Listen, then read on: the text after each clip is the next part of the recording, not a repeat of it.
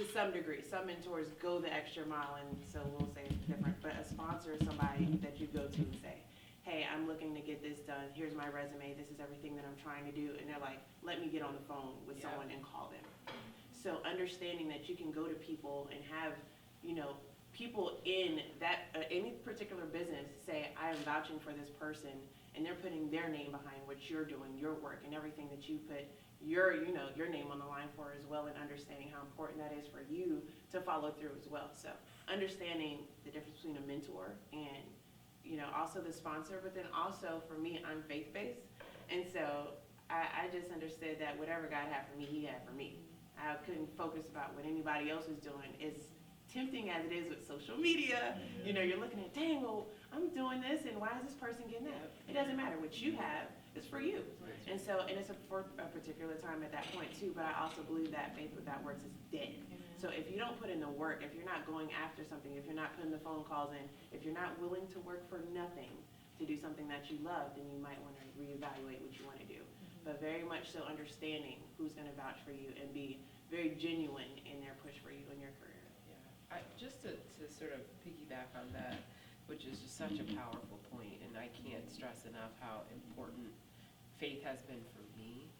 There was no way when I took the job for 12 grand at the Cavaliers that I think I'd be a chief revenue officer.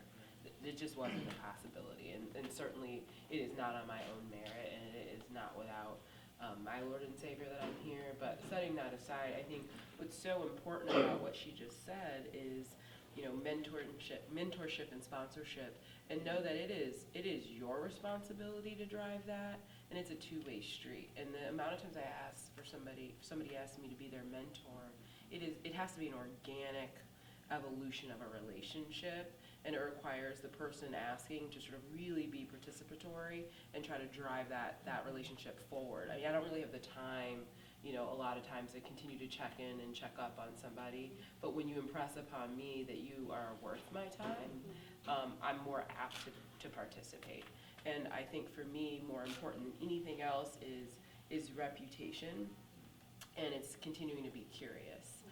Your reputation will precede you every step of the way, and the things that you think that you're doing now that no one's going to know about later, it just aren't the case. And so when you step into a career, how you treat people, how you go about your business, doing it with integrity and playing the game straight up will either help you forward or hurt you in the back. And so I think it's so critical that you just always remember that people are paying attention, and people remember, and they will remember what you did and how you worked and what kind of employee and coworker you are. And then for me, it was just being curious. Yes, I had a job and it was in ticket sales, but to not sort of sit in that seat and get outside of my comfort zone and go ask people about what they did and how I could help, and doing things maybe I wasn't paid for but went the extra step. I think when they thought about new opportunities, I was somebody who was always top of mind because I made sure I was there. And so to continuing to do that too. I was like, one thing you said that really resonated with me was like, as you progress, the world gets a lot smaller. Like in terms of like just the reputation precedes you, like the further you go, the world just gets a whole lot smaller. So like if nothing else, like please remember that. So you talk about like progression, and I think for everyone up here, you had like a significant journey to get from where you started to where you are.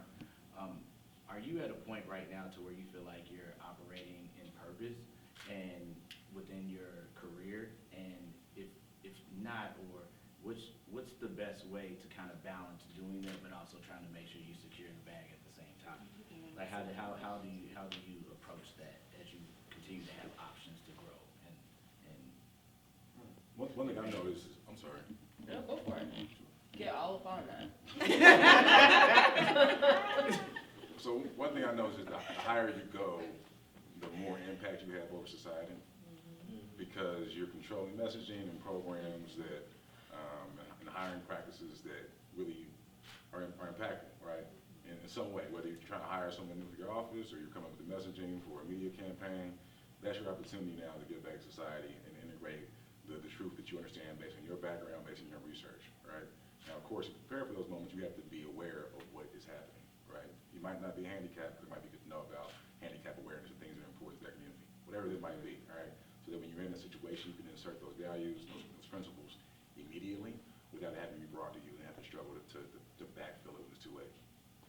think operating with purpose is such an interesting point, right? Like, I think so many times, in particular today, where so much of what we see in terms of media is sort of self-fulfilling and about oneself, and you positioning yourself to appear in a way that may or may not be true to what your reality is.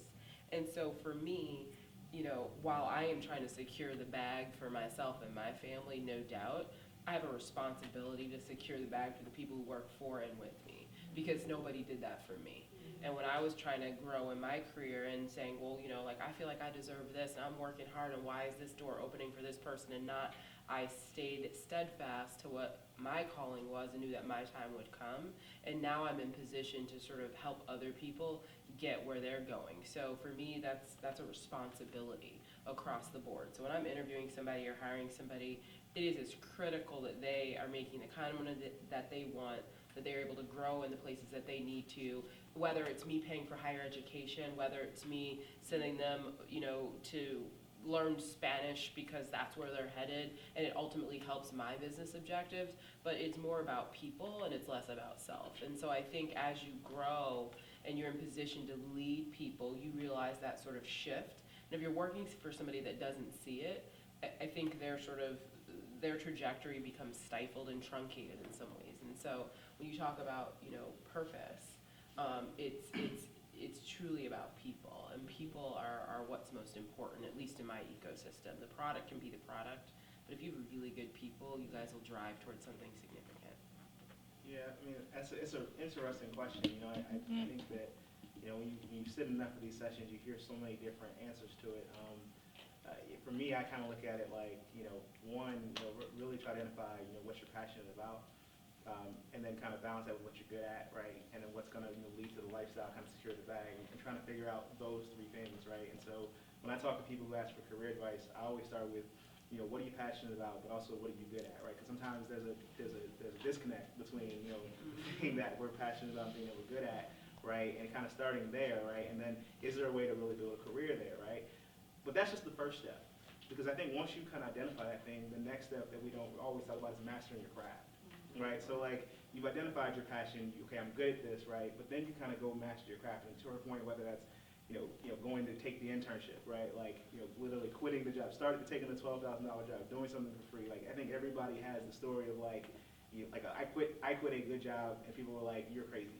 Like, you know what I mean? Like, it happens, right? So like, but then like doing that and then investing in yourself, because that's the best thing you can invest in, right? So I always say, you know, figure out what you're good at, identify your passion, master your craft, and then you get to this really interesting point where preparation meets opportunity.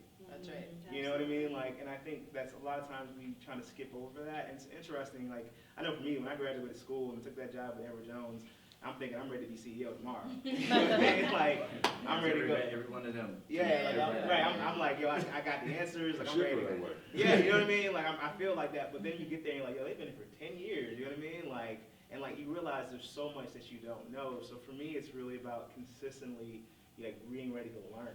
You know, I think the real trait of somebody that is wise or intelligent is knowing that they don't know. That's right. Like being able to ask the right questions. And being right? confident enough to say it. Right, right, Absolutely. right. And so like being able to do that, and I think from there it's like when it gets to that space where preparation meets opportunity, then you can build your empire. You know what I mean? Like, so to me, it's literally figure out what you're passionate about, master your craft, and then build in that order. It's kind of hard to really add, because this is like, It's like, you know, how to kind of separate mistakes from failure. You know, because those are two different concepts, right? Like, you know, I'm thinking about all the times where I failed, and that happens daily, right? Like, literally, it's like, this didn't go my way. And then I think about times when, you know, I did the wrong thing. Like, the blame was on me. So, like, literally, you know, I told you I threw that party, we made all that money, and literally, you know, had a whole street team of freshmen, right? Like, and it was like, yo, we don't fail. We don't, like, and this is like, you know, when I'm telling people, I'm like preaching them, spewing this gospel that we don't fail, we don't make mistakes. Biggest mistake I ever made in my entire life was like literally telling people like, yo, we don't. Because the reality is like, I look back and I'm like, yo, like, I can think about, you know, the next time we did a big event, you know, in Tallahassee, Florida, right? And we tried to bring in, you know, DJ Drama. Oh, right? yeah. Right. And so literally like, you know, we tried to create homecoming outside of homecoming and we lost $6 grand. It was like, yo, well, that didn't work out. You know what I mean? Like, and just throughout your life, you realize that like failures and mistakes are just a part of it. like literally, I mean, she was, we fail and we make these mistakes every day. And I think the reality is that it's the ability to just like bounce back, right? It's the ability to really not be too hard on yourself, to forgive yourself, right? Like, I've lived in, I don't know, this is state number 9 in the last 15 years or something like that, or city number 9 or something like that. Like, I picked up and moved. I've left for good relationships. You know what I mean? Like, right before I moved to Cleveland, like I was with somebody for 3.5 years, and she went to Seattle, I went to Cleveland. You know what I mean? Like, and so it was trade-offs, right? But it's then there's all the habits that come around, in terms of just, you pick up and go different places, right? And so, as I'm thinking about this question, it's really just really understanding the dichotomy between there are going to be times when you make the wrong decisions, and then there's going to be times when things don't go your way. And I think both of those, and sometimes they're compounded, sometimes they're really blurry. That line between the two gets really, really blurry.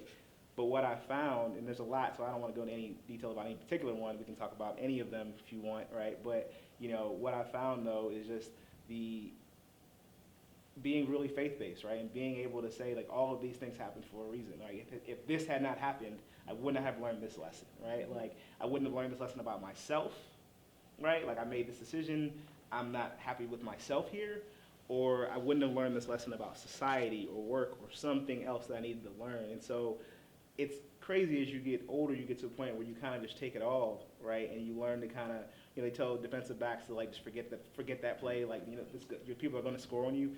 Like, as I've gotten older, I've learned to just embrace the fact that like I'm human, embrace my humanity. Sometimes that the hardest person to forgive is yourself. And I think to me, we can go down the line about mistakes and failures, but really the strength of it all is really understanding that like they're going to happen, whatever they are, as deep, as personal as they may be, as superficial or that they may be, they're all going to happen, and you're going to have to be able to find a way to get through them regardless. Oh yeah, so mine is going to be important to you this week because you're going to be in the groups and working on projects. It's really a point just of empathy, right? So when I got into advertising, when I joined the Marcus Graham Project, I was 30 or 29 with my son was 7, about to turn 8, right? I mean, just as a black man in America, you kind of feel like your time is a little bit more, maybe shorter, right? We die sooner in police brutality, hypertension, high blood pressure, bills, stuff like that. I didn't know if I should laugh after the latter.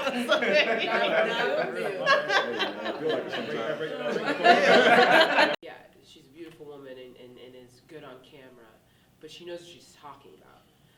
And you can cut through the bullshit fast, right? And so I got the same thing working in sports on the business side, like, ooh, she's sleeping with somebody, and how does she keep getting it? Like, it's the same thing, right? So, you have to operate with integrity. And there was times where people would go out and drink and this and that, and I would not go. Not because I don't drink. I like to drink. I like to drink wine. But, like, I just didn't need to be seen in that environment. And it's a conscious choice. I was a college athlete. I was on TV. I did broadcast. My background's journalism broadcast. I just don't like to comb my hair that much, so it wasn't for me. But my point is look, you have to really own what you're doing and know why you're doing it. And in the vehicle is broadcast, and she's good at it, right? The vehicle for me is sales and marketing, and that's what I'm good at. But the purpose is still the same. And you have to really dig in and own it because, yes, as a woman and as a woman in sport, we have to be better, and we have to know our stuff more, and we have to be sharper, and we have to be, how many times I've walked in a room to present, and they're like, oh, wow, you're really well-spoken. It's like, but I'm supposed to be, right? And if it was a guy sitting here, that wouldn't be the comment that he would receive. But for me, it's, oh, you're really well spoken. So it is what it is, and we know it's out there. But you keep staying in your lane, doing what you're doing. Really work on your craft. Make sure you know what you're talking about. Make sure you're studying. It's not just about being pretty and on camera. And hey Peyton, so what do you think? It's really knowing the game and being able to speak intelligently about it, and then you'll earn the respect of your colleagues, and then what you look like will fade to the background, and what you say will come to the foreground. 5 hours doesn't really work for me, you know what I mean? But like I can operate off of like 7, generally get like 7 or so. But it's a lot of picking up what's important. I am quick to be like, yo, can't kick it tonight. You know what I mean? Like, yo, gotta stay in and do this, because like literally have a vision. So never forget what changed my life was I was in college, Chris Rock had to stand up, Shaq is rich, white man inside Shaq is wealthy. I was like, oh, like, never thought about it that way. You know what I mean? Like, I grew up, went to high school where everybody wanted to be Shaq. Like, nobody wanted to be, you know, Jerry Buss. Nobody wanted to be Dan Gilbert. You know what I mean? Like, maybe I want to be the wrong one in that equation. You know what I mean? Like, I want to be going to rights and Shaq. right. Because, like, Shaq is making $25 million a year, so how much are you making to pay Shaq that? You know what I mean? Like, let's, you know what I mean? In that time, where now Steph's making 40, so what are they making? They own the land in the Chase Center and the $1 billion, they own that. No debt, they own that. You know what I mean? Like, and so it's like, yo, like, my visions have kind of shifted. So, whereas, you know, again, like, very passionate, need to sleep, laid out, right? But very passionate, but it's like, yo, can't kick it, sorry, like, gotta do this call. Can't kick it, sorry, like, gotta go on this trip to do this meeting about somewhere. Like, it really is about prioritizing what's important.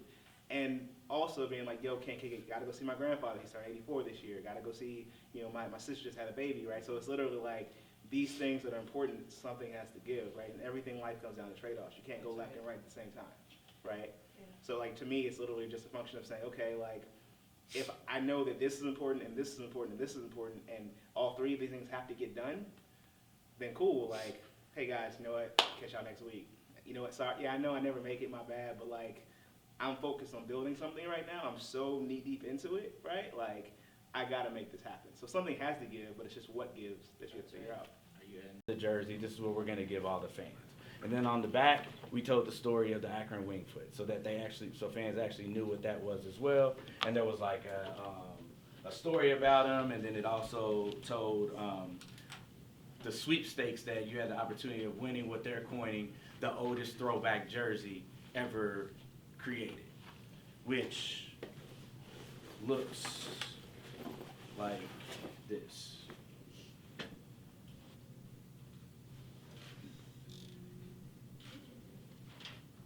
And then for another game, what we did is we gave away like a Kevin Love bobblehead night, but to celebrate the 100-year campaign, we said, okay, well, we're going to give away this bobblehead, but then we're going to give away 100 for the 100 years. We're going to give away 100 limited edition Kevin Love bobbleheads where he's actually in the Wingfoot's jersey. And we did a bunch of promotions around it. And then for opening night, we gifted the players these jerseys where they were all personalized. But what we did to really tell the story is we took the jersey, we wrapped it in like parchment paper to make it look like it was delivered back in 19 whatever as they used to do. The bag, same thing with the bag. We try to be a little industrial with it. We put a couple other elements in here, and then we did like these shoe bags. And to go back to what they did with the with trialing rubber on the soles of shoes, based off of what you saw on the deck, we recreated like that shoe and gave each player a custom pair of Chuck Taylors, where we bought them. Then we worked with a local shoe artist who now lives in Atlanta. His name's Alexander John, and he took the shoe. This was a white canvas. This was an all-white Chuck that we then dipped, dyed. This cracks over time. We tried to make it seem extremely worn. And then the inside, we changed the Converse to make it Goodyear Wingfoots, 1918. And then, depending on who the player was, they had their number on the other shoe. And this was the player gift and what we did for the opening night to kick off the campaign.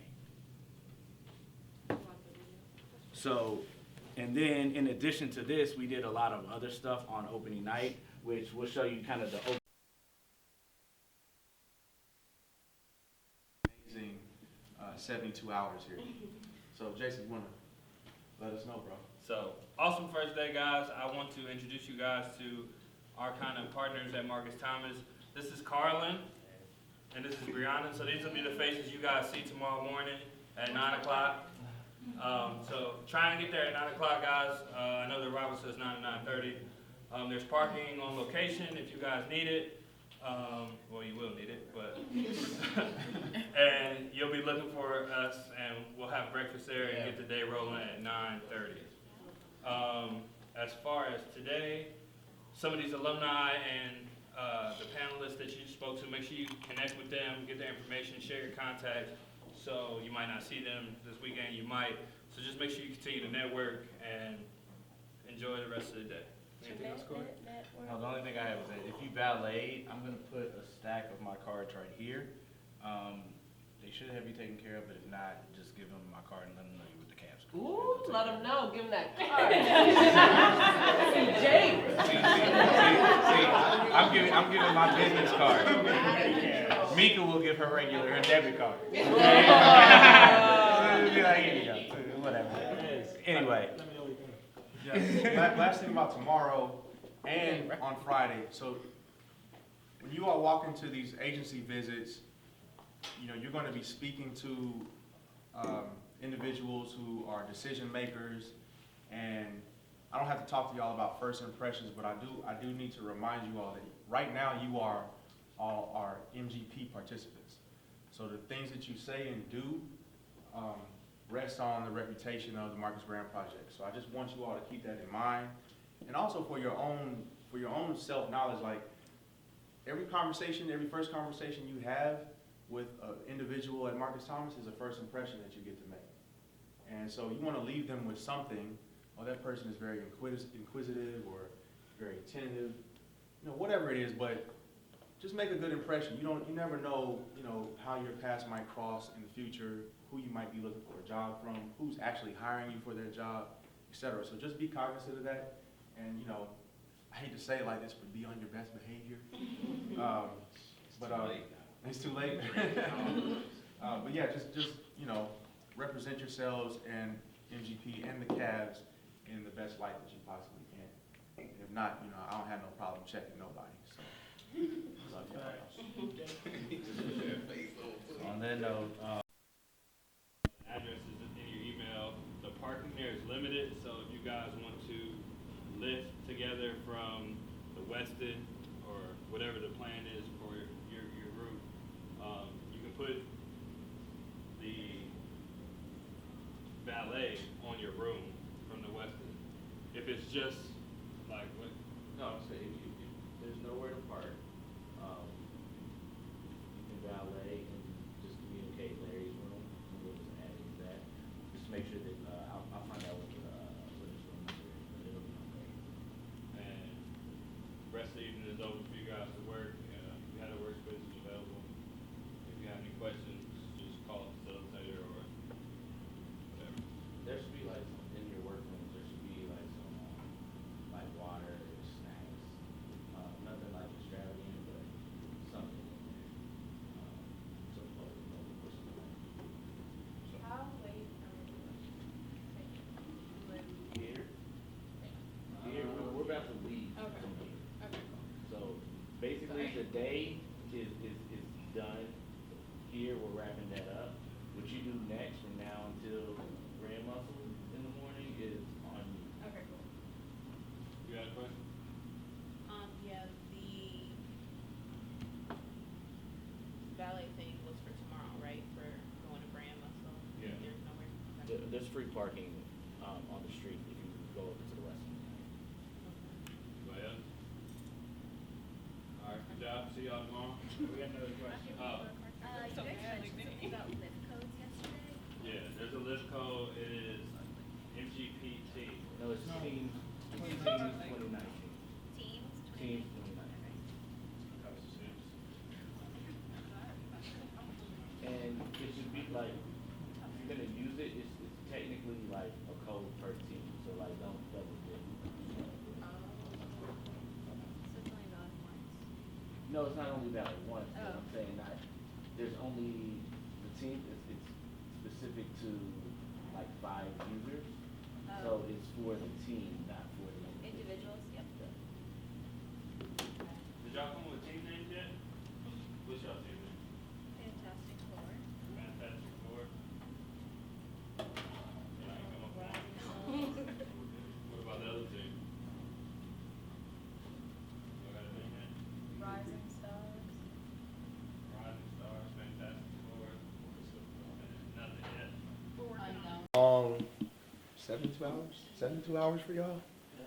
But y'all look real spry this morning, so that's good. Hopefully it wasn't too late of a night. who slept?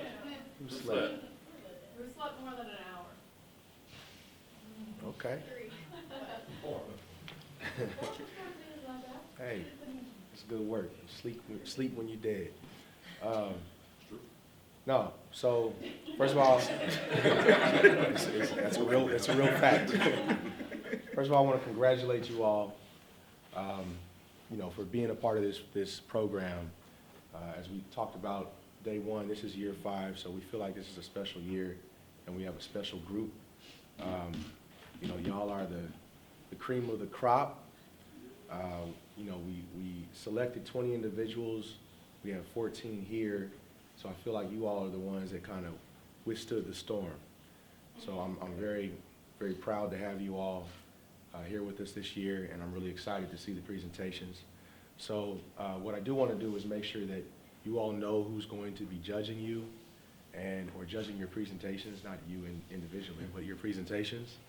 Myself, obviously, as a co-founder of the Marcus Graham Project, and I'll allow the other judges to introduce themselves, and then after that, again, you've also been used to this by now, but I would like you all to introduce yourselves to the judges as well, all right? And then who you are, where you're from, something special, or what you like to eat, whatever you want to say. Hi, everybody. My name is Tracy Merrick, and I'm the Chief Marketing Officer with the Cleveland Cavaliers. I'm so excited to be here today, in large part because of all of the great work I've seen the Marcus Graham Project do over the years, but also because of the subject matter that everybody here has been working on. The work that you have put in, I am confident, is the exact kind of insight and ideas that we're going to actually be able to put into action with this upcoming season. So I have a feeling if everybody stayed up super late last night and putting in a lot of work, that you're going to find that is going to have been worth the time and energy when you see how we partner together to bring it to life. So very excited to be here. Thank you so much. Hello, everyone. I'm Kevin Green. I'm a Marcus Graham Project alumni of class of 2010. I'm also a creative director at an agency called RAP in Dallas, Texas. Really excited to be here. The work I got to preview last night really left me feeling encouraged, so excited to see how it's evolved in the hours since then, but really excited to be here. And it was actually my first Cleveland workshop, so it's been really cool to kind of be around everyone and experience everything. So nice to meet you. Good morning, everyone. I'm the Director of Marketing for Radio 1 Cleveland here. We have 4 radio stations, our hip-hop station, Z107.9, our urban AC station, 93.1, our gospel station, Praise, 94.5, and our news bar station, 1490. Very honored to be here with you today. I think I've met everybody before, but Mika Morris, Chief Revenue Officer, Addison Connect, live and work in Dallas, Texas. Excited to be here, excited to see the work come to life. And I've known Tracy my entire career, and so if it's good, you guys will see it in action for sure. So excited to see what you guys do.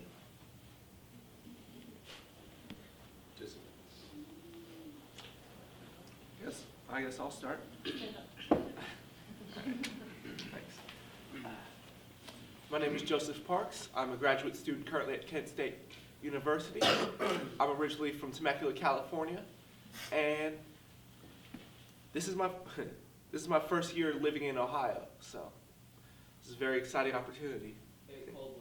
Hey, live and learn. How's it going? Good morning. My name is Isaiah Harrison, student from Toledo, Ohio. Currently go to Kent State University. Fun fact, favorite food, breakfast-wise, is French toast. I'm Rachel Petro. I'm from Macedonia, Ohio, which is 20 minutes from here. But I attend Ohio University, and I'm studying marketing, sport management, and sales.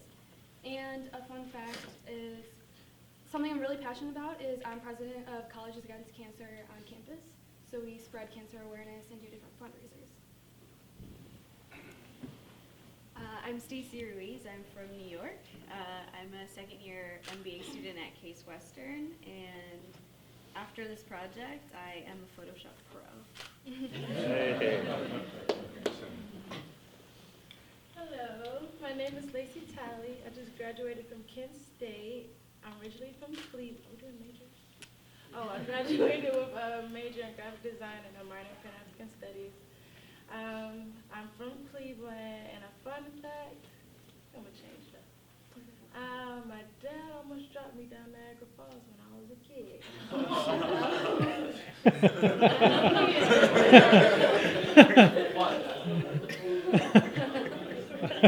Hi, Jimmy Fox.